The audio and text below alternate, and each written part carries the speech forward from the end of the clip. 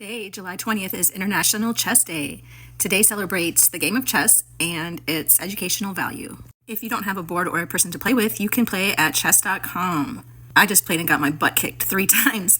I know the rules, but I don't have any strategy. If you don't know how to play chess, but you would like to learn, keep watching. I'm going to share the rules with you.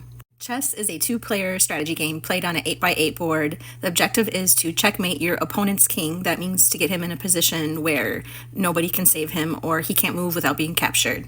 That's how the board looks. Each player starts with 16 pieces. 1 king, 1 queen, 2 rooks, 2 knights, 2 bishops, and 8 pawns. This is how the board is set up.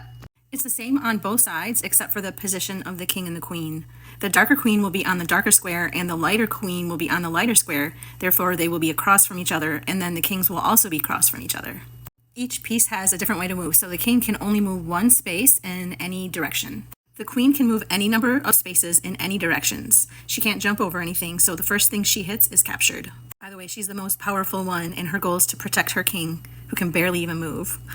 The rook moves any number of squares vertically or horizontally. Whatever it hits is captured. It can't jump over anything. The bishop goes diagonal in any direction, and it also cannot jump over anything. The knight moves in an L shape. It goes 2 squares in one direction and then 1 square perpendicular. It jumps over other pieces, and it captures whatever it lands on, if it lands on anything. The pawn moves forward 1 square. It captures things diagonally, and it can move forward 2 spaces from its starting position. It can't move forward if there is something in front of it.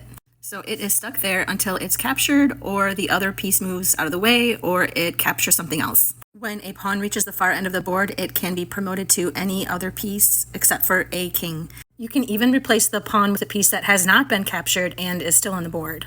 En passant is a rule I didn't even know about before today, but it means in passing. It's in French.